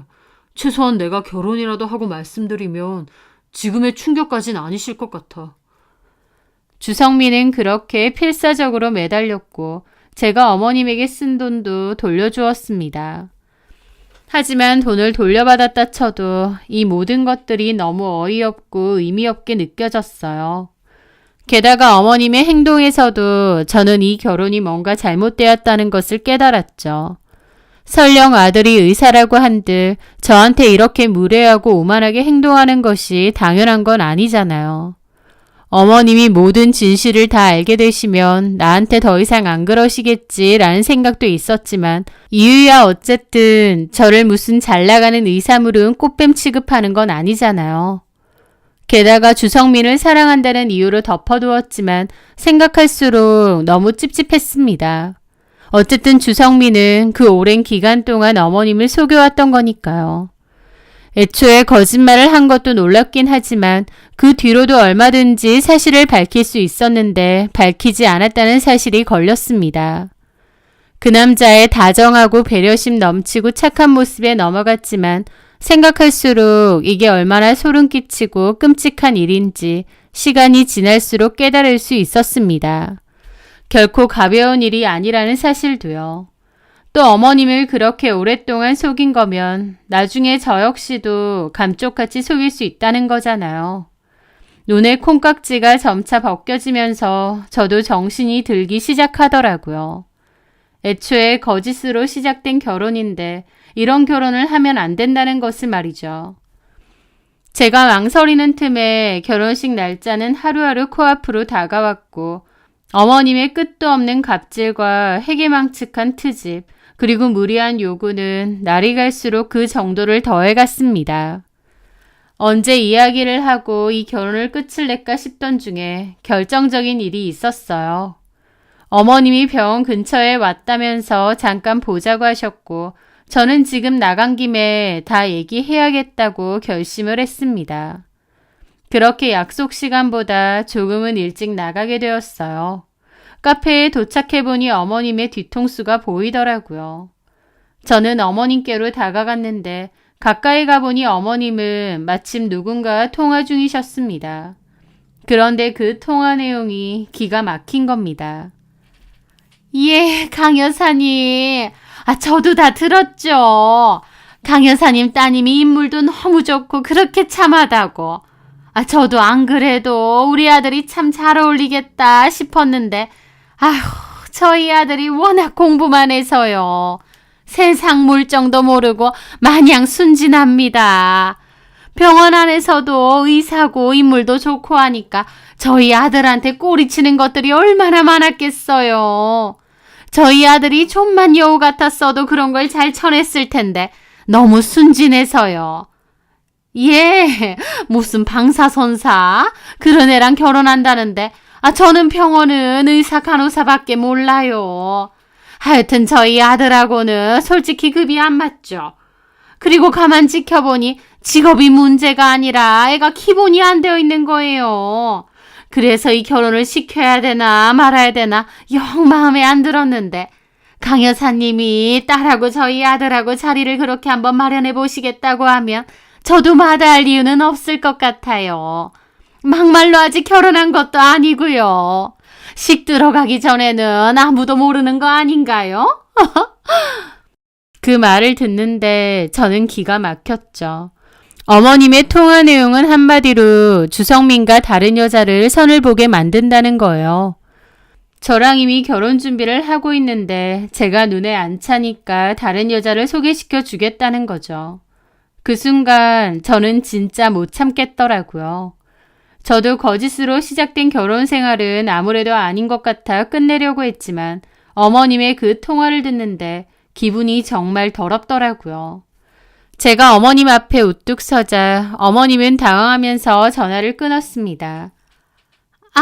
강 여사님, 제가 나중에 전화 드릴게요. 그럼 들어가세요. 그리고는 저를 보고 그러시는 거예요. 너 왜 이렇게 일찍 왔니? 아직 시간 안 됐는데. 드릴 말씀도 있고 해서 좀 일찍 나왔습니다. 너 혹시 방금 내가 한 통화 내용도 다 들었니? 네, 다 들었습니다. 제가 다 들었다고 하자 어머님도 동공이 좀 흔들리시더라고요. 하지만 이내 그래, 뭐 들었다면 어쩔 수 없네. 솔직히 뭐 내가 틀린 말 한 것도 아니고. 어머님은 제가 성민 씨 짝으로 참 마음에 안 드시나 봐요. 그러니까 결혼 준비하고 있는데도 다른 여자랑 성까지 보게 만드시고. 그 말에 어머님이 갑자기 발끈하며 그러시더라고요. 너 지금 비꼬니? 그래, 솔직히 좀 아깝다. 아니, 좀 아까운 게 아니고 많이 아까워. 뭐가 그렇게 아까우신데요? 내가 솔직히 성민이 지금의 병원 부교수로 키우려고 얼마나 돈도 많이 들이고 고생한 줄 아니? 내가 걔 하나만 바라봤어. 걔는 내 희망이라고. 물론 성민이가 내 기대에 부응해주고 고맙게도 의사도 돼주었지.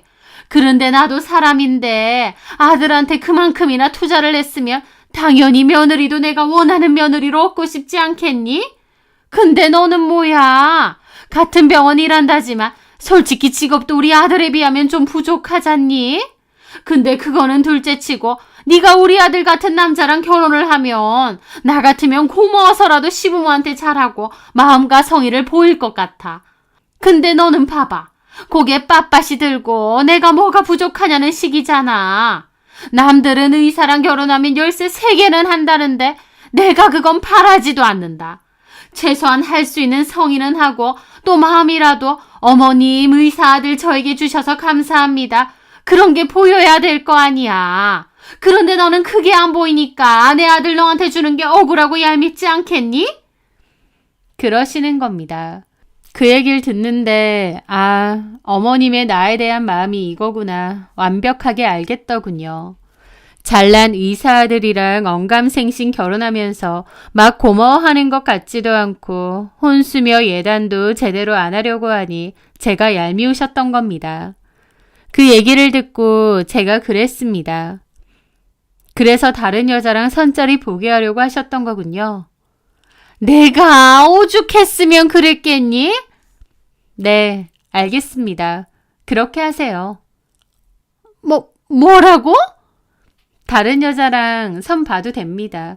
제가 그렇게 마음에 안 드신다는데 저도 그런 결혼 굳이 할 필요 없고 파혼하겠습니다. 제가 바로 파혼하겠다고 하자 오히려 어머님이 더 황당해 하시더라고요.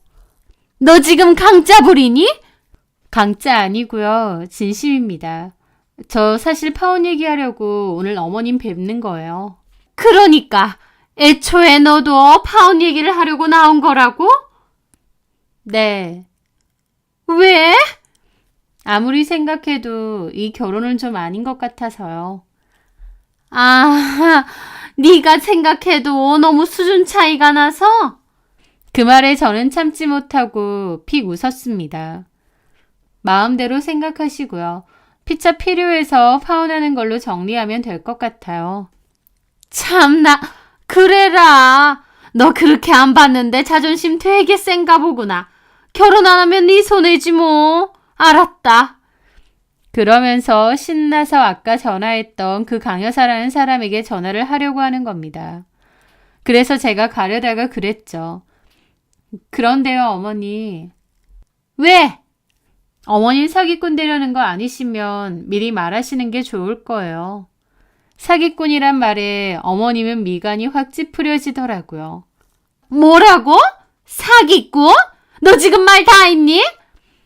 어머님을 위해서 하는 말이에요.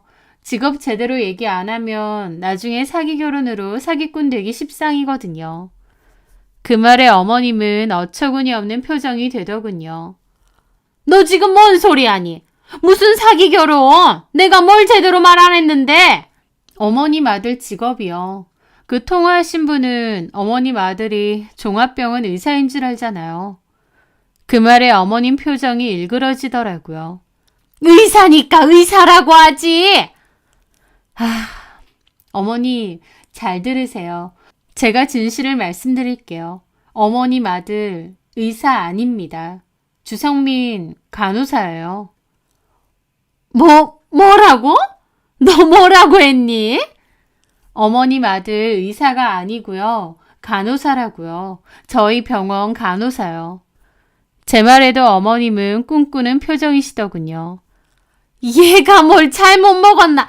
파혼하자고 하더니 갑자기 뭔 소리를 해? 파혼하면 그만이지. 네가 뭔데 우리 아들 너를 그런 소리를 해? 못 믿으시겠으면 지금이라도 병원 가서 물어보세요. 제가 같은 병원 다니는데 주성민이 의사인지 간호사인지도 모르겠나요? 어머님은 한 번도 저희 병원 오신 적도 없으세요? 주성민 심장내과 부교수도 의사도 아니고요. 그냥 간호사라고요.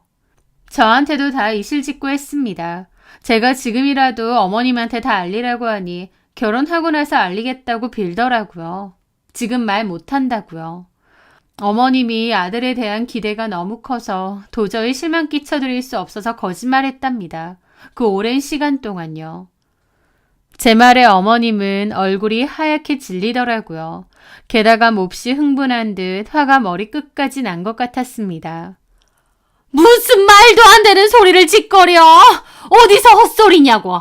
우리 성민이 의대도 다니고 내가 그 뒷바라지도 다 했는데! 의대 나온 적도 없대요. 간호대 나왔다고 했습니다. 못 믿으시겠으면 지금 병원 가서 확인하시던가 아니면 주성민 이 자리에 불러다가 확인하세요. 그 말에 어머님은 얼굴이 거의 시체처럼 질리며 쓰러질 듯 위태롭게 휘청거렸습니다. 온몸을 마치 마비라도 된 듯 부들부들 떨며 저를 쳐다보시더라고요. 하나뿐인 아들에게 그것도 그 오랜 기간 동안 감쪽같이 속았다는 사실을 직면했으니 충격도 크시겠죠. 말도 안 돼. 우리 성민이가 의사가 아니라고? 그냥 간호사라고. 거짓말이지! 거짓말이지! 저는 그 앞에서 주성민에게 전화했습니다. 나 어머님한테 다 말씀드렸어. 어머님이 도저히 내가 급에 안 맞는다고 다른 여자랑 선짜리 준비하시더라. 그래, 내가 아무리 생각해도 너랑 결혼은 아닌 것 같아. 너도 어머님께 솔직하게 다 말씀드려. 비겁하게 숨고 회피만 하지 말고 다 솔직히 말씀드리라고. 어머님은 제 전화를 뺏어서 당신이 통화를 했습니다. 성민아, 이게 다 뭐냐? 아니지, 거짓말이지? 네가 의사가 아니라고? 어머님은 절박하게 물었지만 주성민은 흐느끼며 맞다고 한 것 같았습니다. 어머님은 온몸에 힘이 다 빠진 것처럼 보이더라고요. 저는 전화를 돌려받았고 주성민에게 어머님이 충격이 크신 것 같으니 이리로 모시러 오라고 했습니다. 그리고 저는 망연자실한 어머님의 모습을 뒤로하고 그 자리를 벗어났어요. 그게 주성민의 어머님을 본 마지막이었습니다. 주성민은 어머님께 눈물로 빌며 용서를 구했다고 하지만 그의 어머님은 충격이 너무 크고 아들에 대한 실망감과 배신감이 커서 아들을 당분간 보지 않겠다고 하셨답니다. 주성민은 저에게 전화해서 제가 다 말하는 바람에 자기는 엄마에게 버려졌다며 저를 원망하면서도 돌아와 달라고 하더라고요. 하지만 저는 주성민에게 우리의 인연은 여기서 끝이라고 했습니다. 그 오랜 기간 동안 자기 친어머니를 치밀하게 속였던 사람이 넌데 나도 더 믿을 순 없을 것 같다고. 이제야 정신을 차렸다고요. 게다가 주성민의 어머니가 여기저기 아들이 의사라고 하고 다녔고 그때 통화를 했던 그 강여사라는 지인 말고도 여러 세계 의사인 아들 선을 보게 하고 싶다고 떠벌리고 다닌 모양이었습니다. 제가 마음에 안 드니 다른 여자를 하루빨리 구하고 싶어서 그러셨던 모양이었죠. 그런데 그중 몇 명이 병원의 사실을 확인하면서 주성민과 주성민 엄마가 의사사칭을 했다는 사실이 일파만파 퍼지게 되었습니다. 금전적인 피해는 없었지만 결코 가벼울 수가 없는 일이었기에 결국 주성민은 그 일의 여파로 병원에서 해고까지 되었죠. 결국 주성민은 본인 어머니의 실망이 싫어서 시작한 거짓말로 인해 잘 다니던 병원까지 해고되고 소문까지 퍼지는 그런 상황이 된 것이었습니다. 거짓말로 쌓아올린 모래성 위에서는 그 누구도 절대 행복하게 살 수 없다라는 말이 있더군요. 그 남자를 많이 좋아해서 결혼까지 준비했지만 그의 기만적이고 비겁한 모습에 결국 파혼을 선택했는데요. 지나고 보니 파혼하길 참 잘했다 싶고 그때 흐린 눈을 하며 결혼을 계속 진행했으면 나한테도 크나큰 문제로 돌아왔겠구나 싶더라고요. 게다가 만약 주성민이 의사라고 한들 그의 어머니가 저한테 무례해도 되는 이유가 되는 건 아니죠. 자신의 아들이 의사기 때문에 며느리에게 함부로 해도 된다고 생각했던 그 어머님의 천박함이 참 어이가 없습니다. 이 일로 저도 깨달은 게 많아요. 타인의 기대나 거짓된 허울 좋은 모습이 아닌 서로에게 있는 그대로의 진실된 모습으로 마주하는 관계가 얼마나 중요한지, 그리고 그 진실을 지키는 것이 얼마나 어렵고 또 소중한 일인지 아주 뼈저리고 값비싼 경험을 통해 깨달았습니다. 저 역시 이 일을 통해 결혼과 인간관계에 대해 더욱 신중해졌고요. 앞으로는 진실된 눈으로 세상을 바라보고 또 그런 진실된 관계 속에서 진정한 행복을 찾기 위해 노력해야겠다 다짐해 봅니다. 제 이야기를 들어주셔서 감사합니다.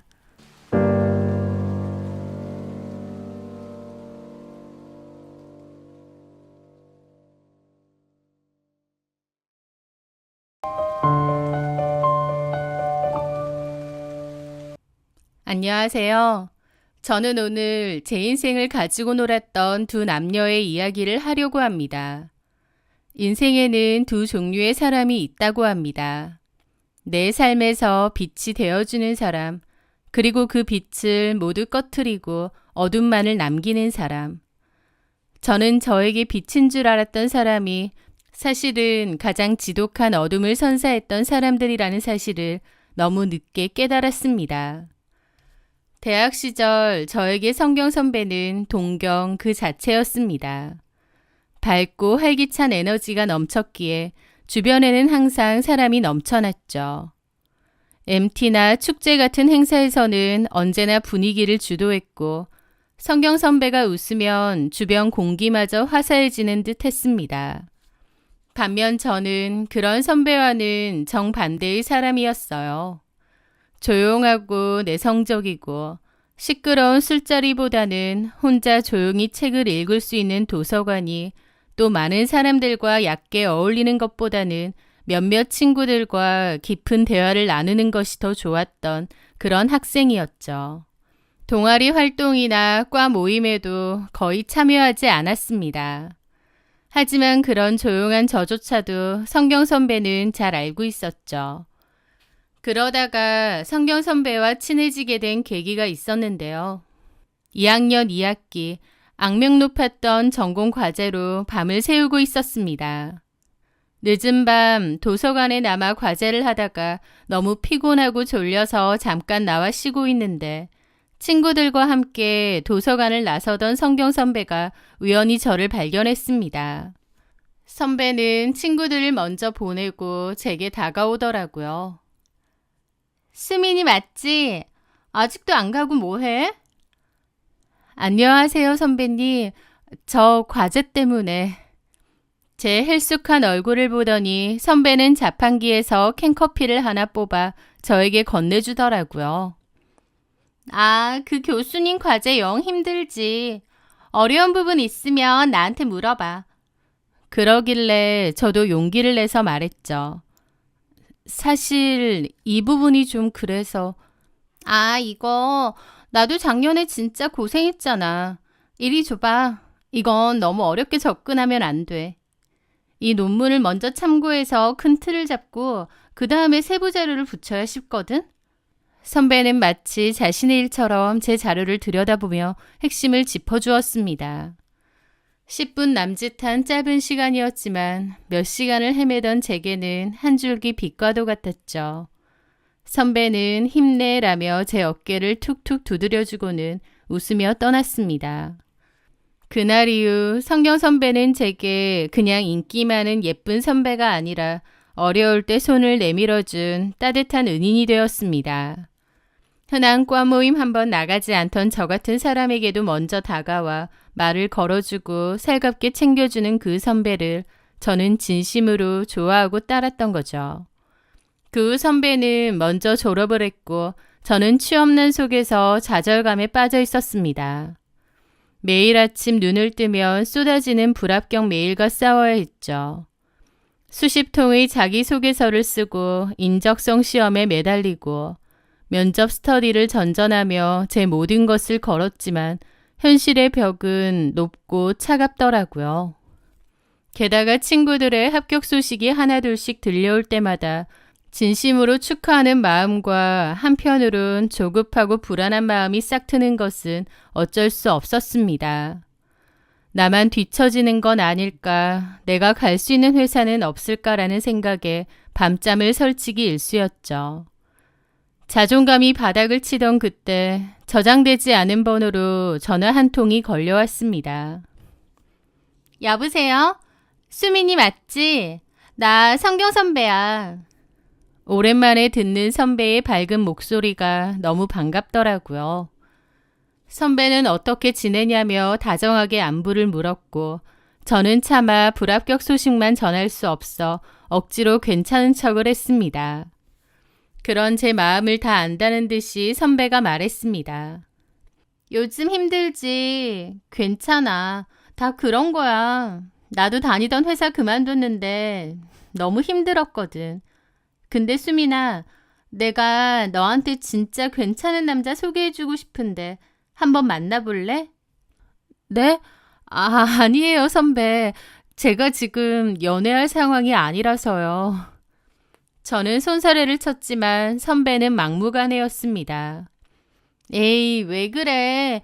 이럴 때일수록 좋은 사람 만나서 힘도 얻고 그래야지. 내가 그만둔 회사 동기인데 정말 성실하고 착하고 괜찮은 사람이야. 내가 네 사진 보여주면서 얘기했더니 꼭 한번 만나보고 싶다고 며칠을 조르더라.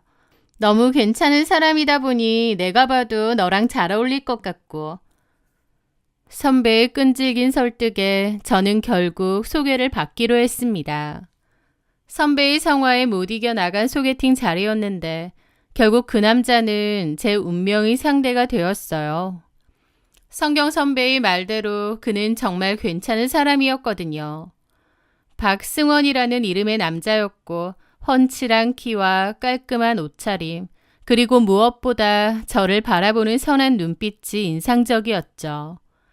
그는 제가 취업 준비로 힘들다는 것을 미리 들었다며 대화 내내 저를 격려하고 응원해 주었습니다.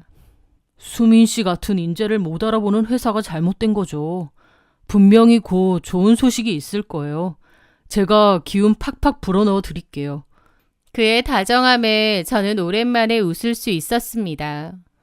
그날 이후 저희는 자연스럽게 연인으로 발전했습니다. 승원 씨는 제게 정말 헌신적인 남자친구였습니다. 제 면접 준비도 도와주고 밤늦게 도서관에서 공부하고 있으면 늘 따뜻한 음료를 사들고 와 응원해 주었죠. 그리고 그 모든 연애 과정의 중심에는 성경 선배가 있었습니다. 선배는 저희 두 사람의 가장 열렬한 지지자이자 조언자였거든요. 마치 자기 일처럼 저희의 데이트 계획도 짜주고 저희가 사소한 일로 다투기라도 하면 귀신같이 알고 연락해서는 화해도 시켜주었죠. 한 번은 제가 면접에서 떨어진 날 승원 씨와 말다툼을 한 적이 있었는데 그날 밤 성경 선배에게서 전화가 왔습니다. 수민아, 승원이한테 얘기 들었어. 너 오늘 많이 힘들었나 보다. 승원이도 네 마음 다 이해한대. 속상해서 그런 거 아니까 너무 자책하지 마. 내가 잘 얘기해놨어. 얘기 잘하고 풀어. 다음날 정말 승원 씨는 저를 찾아와 사과를 했습니다. 저는 성경 선배의 깊은 배려에 또 한 번 감동을 했죠. 두 사람은 제게 가장 힘든 시기에 찾아온 가장 큰 행운이자 위로였으니까요. 그렇게 저희의 관계는 성경 선배라는 든든한 울타리 안에서 더욱 단단해져 갔고 승원 씨 역시 선배를 무척이나 신뢰하고 따르는 듯 보였습니다. 그렇게 1년 반의 연애 끝에 승원 씨는 제게 프로포즈를 했어요. 저는 그 소식을 성경 선배에게 가장 먼저 전했죠. 대박! 내가 너희 처음 봤을 때부터 결혼할 것 같았다니까. 완전 천생연분이네. 선배는 기뻐했고 저희의 결혼 준비 과정에 누구보다 발벗고 나섰습니다. 웨딩 플래너가 따로 필요 없을 정도였죠. 저는 그런 선배가 너무나 고마웠습니다. 내 인생에 이런 인연이 또 있을까 싶기도 했고 또 저 역시도 성경 선배에게 도움이 되고 싶었습니다. 그런데 훗날 알게 되었죠. 그 모든 것이 제 인생을 조종하고 기만하기 위한 거대한 연극의 일부였다는 사실을요. 결혼 생활의 단꿈은 그리 오래가지 않았습니다. 신혼여행에서 돌아온 지 불과 한 달도 채 되지 않아 남편은 가면을 벗듯 다른 사람처럼 변하기 시작했거든요. 남편은 저에게 몹시 차가워졌고 소파에 나란히 앉아 있어도 저에게 손끝 하나 대지 않았습니다. 사랑을 속삭이던 그의 입에서는 피곤하다는 한숨과 무심한 대답만이 흘러나왔죠. 오빠, 오늘 저녁 뭐 먹을까? 아무거나. 주말에 영화 보러 갈까? 피곤해. 그냥 집에서 쉬자. 잦은 야근과 주말 출근이 이어졌고 어쩌다 일찍 집에 들어오는 날이면 그는 현관에 들어서는 순간부터 깊은 한숨을 내쉬며 소파와 한몸이 되었습니다. 그리고는 제게 눈길 한번 주지 않은 채 휴대폰만 들여다보는 게 전부였죠. 액정을 쓸어내리는 그의 얼굴에 이따금씩 떠오르는 미소는 분명 저를 향한 것이 아니었습니다. 제가 다가가서 뭐 재미있는 거 보냐고 물으면 그는 마치 비밀이라도 들킨 사람처럼 화들짝 놀라며 화면을 감추기 일쑤였습니다. 그냥 회사 단톡방. 회사에 무슨 일이 있냐고 하면 회사 일이 뭐 거기서 거기지. 라는 말만 했습니다. 처음에는 가장으로서의 책임감 때문에 힘든 회사 생활 때문에 그가 예민해진 것이라고 저를 다독였습니다. 하지만 저도 알고 있었죠. 남편이 분명 연애 때랑은 다르다는 것을요. 아니, 다른 정도가 아니라 아예 딴 사람 같을 정도로 저에게 애정을 보이지 않았죠. 점점 외로워지고 지쳐가던 저는 결국 성경 선배에게 모든 것을 털어놓았습니다. 선배는 제 하소연을 듣는 내내 제 손을 꼭 잡고 승원이가 왜 그럴까라며 진심으로 안타까워했습니다. 수민이, 너 너무 속상하겠다. 근데 원래 남자들이 결혼하고 나면 좀 변하긴 한데 책임감 때문에 어깨가 무거워서 그렇다고는 하는데 그래도 네가 이렇게 속상해하는 거 보니 나도 마음이 너무 안 좋다. 안 되겠어. 내가 승원이한테 전화해서 똑바로 얘기해야겠어. 그리고는 정말 제 앞에서 스피커폰으로 남편에게 전화를 걸어 불같이 화를 냈습니다. 승원, 너 수민이한테 잘하라고 내가 신신당부했잖아. 애가 지금 얼마나 속상해서 우는지 알아? 회사 일이 힘들다고 아내한테 그렇게 소홀해도 되는 거야? 오늘 저녁에 수민이 데리고 나가서 맛있는 거 사주고 기분 풀어줘. 알았어? 선배의 호통에 저는 눈물이 날 정도로 고마웠습니다. 역시 내 편은 선배밖에 없구나 싶고 저는 선배에게 더 깊이, 더 맹목적으로 의지하게 되었습니다. 그 일이 있은 후 남편의 태도는 잠시나마 부드러워지는 듯 했습니다. 저뿐만 아니라 남편 역시도 성경 언니가 하는 말이라면 곧잘 들었기 때문이죠. 하지만 그것도 잠시 그는 예전보다 더 차가운 모습으로 더 교묘한 방식으로 저를 외면하기 시작했습니다. 저는 그때마다 성경 선배를 찾았고 선배는 늘 한결같이 제 편이 되어주었습니다. 선배는 보험회사에서 라이프 플래너로 취업을 했습니다.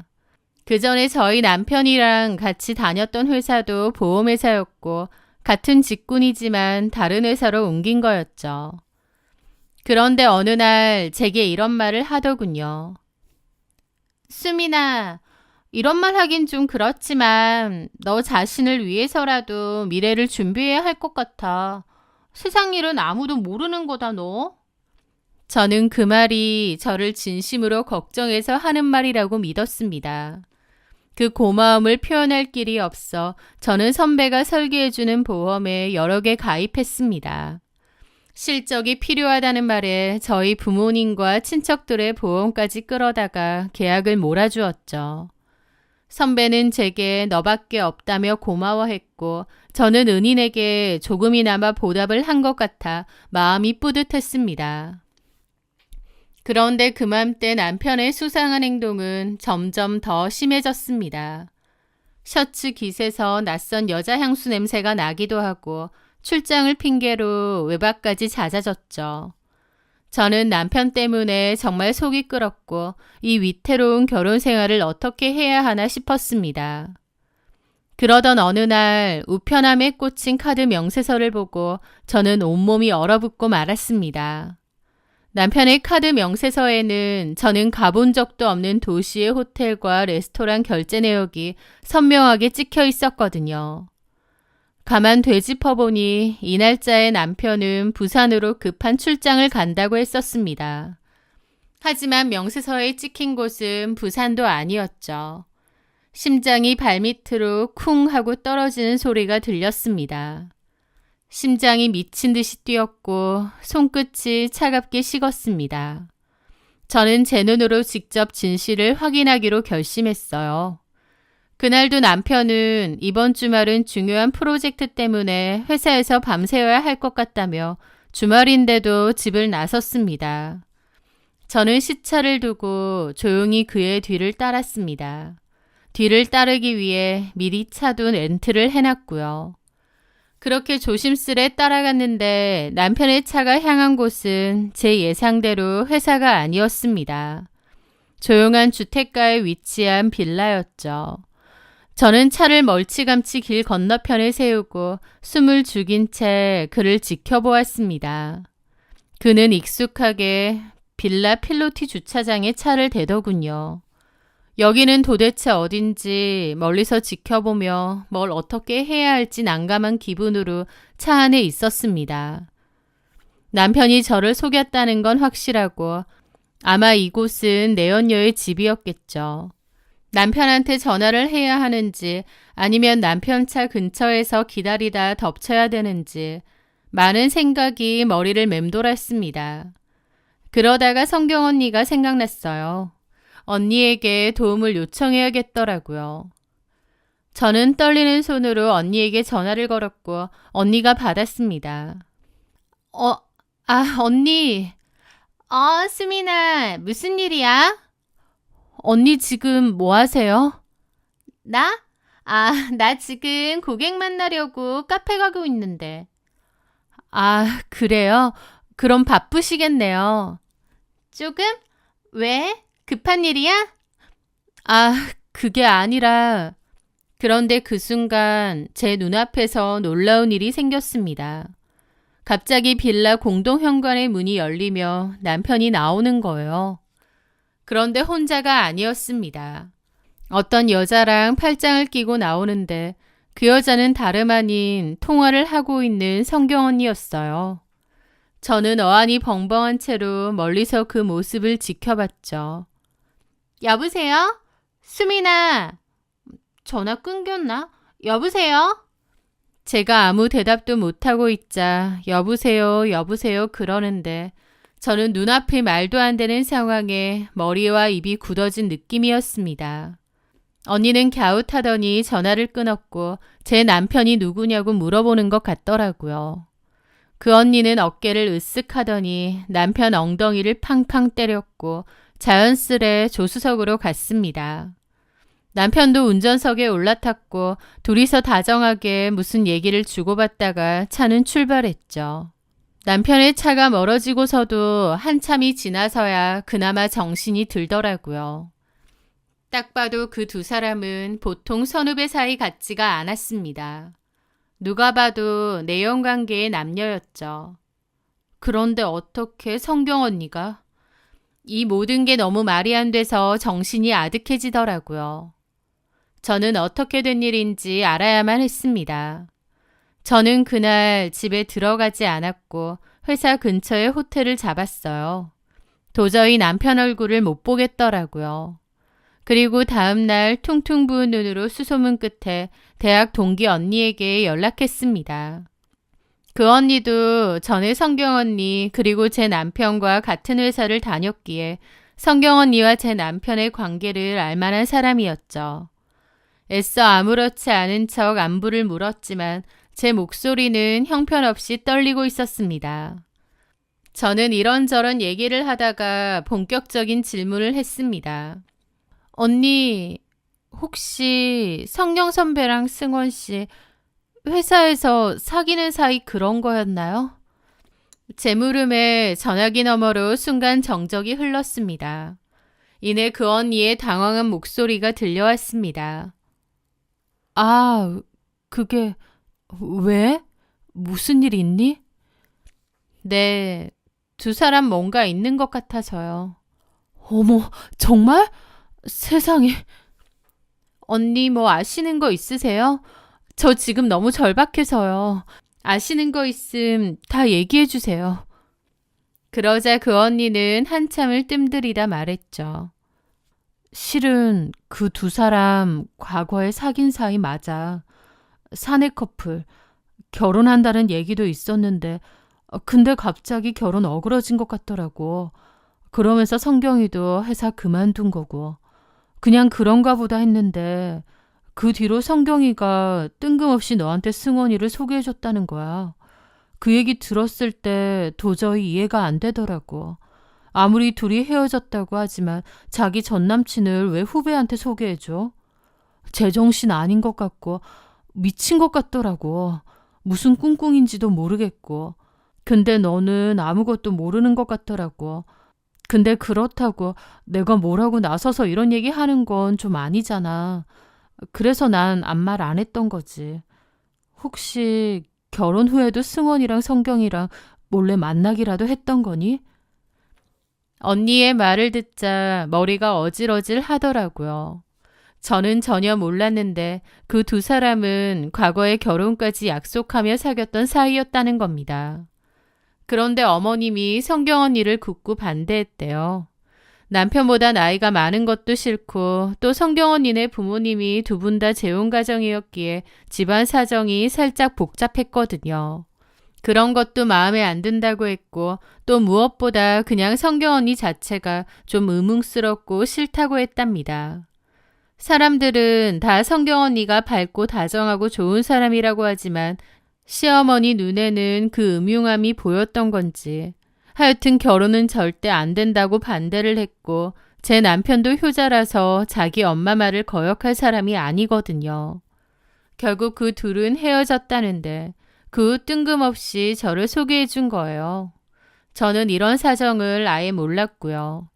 성경 언니는 저랑 남편을 연결시켜주고 잘 되라고 응원도 해주었는데 사실은 저랑 연결시켜주고 나서도 계속 남편이랑 따로 만나고 있었다고 했습니다. 그러니까 저는 남편의 진짜 사랑도 뭣도 아니었습니다. 남편이 진짜 사랑한 여자는 성경 언니니까요. 성경 언니는 제 남편과 결혼은 못하지만 옆에 계속 묶어두기 위해 저를 이용한 것뿐이고 남편은 성경 언니가 하라는 대로 한 것뿐이었어요. 성경 언니가 말하던 천생연분은 저와 제 남편을 향한 말이 아니라 자기들 두 사람을 칭하는 말이었던 겁니다. 진실을 알게 된 순간 눈물도 나지 않고 심장이 차갑게 식어내리더군요. 저는 변호사를 찾아가 이혼 및 상간소송에 필요한 증거 목록을 확인했고 그 증거 확보를 위해 남편의 차에 몰래 녹음기를 설치했습니다. 녹음된 그들의 대화는 제 예상을 조금 더 벗어나지 않았죠. 자기야, 수민이한테는 뭐라고 하고 왔어? 또 야근이라고 했어? 걔는 내가 야근한다고 하면 다 믿어. 순진한 건지 멍청한 건지. 너무 그러지 말고 수민이한테 좀 잘해줘. 불쌍하잖아. 자기는 질투도 안 나? 질투는 무슨, 자기가 나만 좋아하는 거 다 아는데. 걔랑 살면 뭐해. 마음은 늘 나한테 있잖아. 대신 애는 가지지 마. 그건 내가 싫어. 그럴 일도 없네요. 나는 자기 말만 듣잖아. 아, 집에 들어가기 싫다. 오늘 집에 안 들어갈래. 그냥 야근이라고 하지 뭐. 저는 그들의 역겨운 대화를 들으며 구역질을 참았고 그 대화 내용을 다 녹음해 두었습니다. 호텔 결제 내역과 녹음 내역, 그리고 제가 선배를 위해 가입해둔 보험 계약서까지 모든 증거를 차곡차곡 모았습니다. 그리고 저는 성경 언니가 다니는 회사 사무실로 찾아갔습니다. 가보니 한 무리의 동료들과 앉아서 얘기를 하고 있더군요. 그녀는 학교 때도 그랬던 것처럼 언제나 무리의 중심이었습니다. 동료들의 어깨를 치며 농담을 던지는 모습, 주변의 시선을 한 몸에 받는 것을 당연하게 여기는 그 여유로운 태도. 예전에는 그런 게 다 좋아 보이고 멋져 보였는데 이제 와서 보니 그 사람의 가식, 위선이 다 보이더군요. 제가 다가가니 성경 언니는 저를 보고 놀랐습니다. 어머, 수민아, 여긴 어쩐 일이야. 연락도 없이? 그녀의 위선적인 미소와 닭살 돋는 목소리를 마주하자 역겨움이 치밀어 올라 속이 울렁거렸습니다. 저는 아무 대답 없이 싸늘하고 텅 빈 눈으로 그녀를 쳐다보기만 했습니다. 제 침묵이 길어지자 그 언니도 좀 당황한 눈치더라고요. 주변 동료들도 이상한 낌새를 눈치챘는지 저희를 힐끔거리기 시작했고요. 수민아, 왜 그래? 무슨 일 있어? 나가서 얘기 좀 할래? 여긴 사람들 많아서. 그 말에 저는 코웃음을 쳤습니다. 언니, 토요일에 고객 만나러 간다더니 그 고객이 내 남편이에요? 나 속이고 내 남편이랑 그렇게 만나서 자고 다니니 좋아요? 갑작스러운 제 말에 성경 언니의 눈동자가 지진이라도 난 듯 격하게 흔들렸습니다. 얼굴이 하얗게 질리더라고요. 주변 사람들도 놀라서 웅성거리고요. 언니는 제 팔을 와락 붙잡았습니다. 얘가 지금 뭔 소리 하는 거야? 오해가 있나 본데 잠깐 밖에서 얘기하자. 저는 벌레 떼어내듯 거칠게 뿌리쳤습니다. 나 속이고 내 남편 만나고 다니니 좋냐고 물었잖아. 아니지. 단순한 불륜도 아니고 애초에 내 남편이랑 본인이 사귀는 사이면서 일부러 나 소개해주고 결혼까지 하라고 한 거잖아. 어이가 없네. 이런 개 같은 경우가 어디 있어? 니들 사랑 노름에 나 갖고 놀아? 그 말에 사무실 사람들 다 놀라서 웅성거리고 그 언니 얼굴 파랗게 질리고 저는 핸드폰을 꺼내놨습니다. 그리고 망설임 없이 재생 버튼을 누르고 소리를 제일 키웠죠. 자기야, 수민이한테는 뭐라고 하고 왔어? 또 야근이라고 했어? 걔는 내가 야근한다고 하면 다 믿어. 순진한 건지 멍청한 건지. 너무 그러지 말고 수민이한테 좀 잘해줘. 불쌍하잖아. 자기는 질투도 안 나? 질투는 무슨, 자기가 나만 좋아하는 거 다 아는데. 걔랑 살면 뭐해. 마음은 늘 나한테 있잖아. 대신 애는 가지지 마. 그건 내가 싫어. 그럴 일도 없네요. 나는 자기 말 잘 듣잖아. 그때 그 언니가 제 폰을 뺐더니 얼굴이 빨개져서 거칠게 끄더라고요. 하지만 이미 들을 사람들은 다 들었죠. 그들의 역겨운 대화를요. 미친 거 아니야?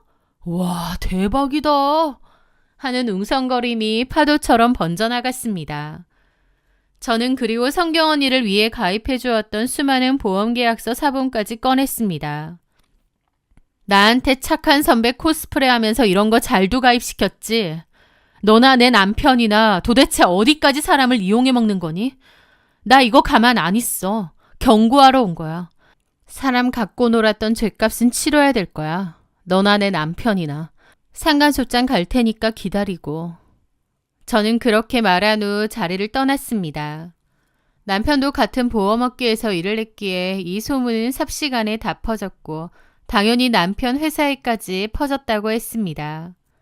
거기에 그치지 않고 남편 회사에도 이 일에 관한 내용 증명과 증거를 회사 책임자에게 보냈죠. 나는 이 일을 더 크게 공론화시킬 생각도 있다. 신뢰가 생명인 보험회사인데 이런 소문이 퍼지면 결코 좋은 영향은 아닐 거다라는 말과 함께요. 그날 이후 두 사람의 인생은 나락으로 떨어졌습니다. 남편은 회사에서 대기발령 조치를 받았고 불미스러운 일에 대한 책임을 지고 공고사직도 당했습니다. 저는 그들과의 이혼 및 상간소송을 동시에 진행함과 더불어 보험계약 무효 소송 역시 진행했습니다. 제대로 된 보험 상품 설명이 아니었기에 명백한 사기 및 불안전 판매가 인정되어 제가 승소했습니다. 법원은 보험사에 제가 납입했던 원금 전액과 그에 대한 법정 이자까지 모두 지급하라고 판결했고 성경 언니는 불안전 판매 문제와 더불어 회사 전체를 달군 불륜 문제로 인해 결국 회사에서 쫓겨나고 법적 책임까지 물게 되었습니다. 저는 그들에게 위자료도 받아내고 끝을 내게 됐죠. 이 모든 복수가 끝난 뒤 저는 한동안 많이 아팠습니다. 남편도 남편이지만 오랜 시간 믿었던 성경 언니에 대한 배신감이 정말 크더라고요. 친절하고 다정했던 성경 언니에게 저는 그저 이용하기 좋은 도구였던 것 같습니다. 제 전남편과 헤어지기는 싫은데 전남편은 시어머니의 반대를 무릅쓸 만한 인간이 아니었죠.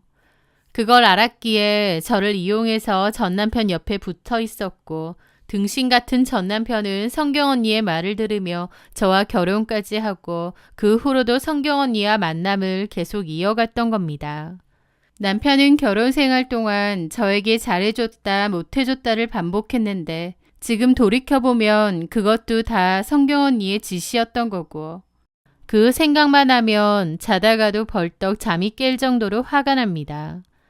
사람에게 받은 상처다 보니 이 배신감과 상처는 오랜 시간 두고두고 제 스스로를 치유하고 보듬어가며 살아야 될 것 같아요. 그들에게 이혼당했다는 생각을 하면 이가 바득바득 갈리지만 그래도 마지막엔 제가 돌려줄 수 있는 건 다 돌려주었다는 생각에 조금은 후련하기도 하네요. 그 지옥 같은 연극 무대에서 이제 완전히 내려온 것 같은 기분도 듭니다. 연극이 끝나도 삶은 계속되는 것처럼 저는 제 앞에 놓여진 인생을 제 인생 2막이라고 생각하며 살아가려고 합니다. 제 사연 들어주셔서 감사합니다.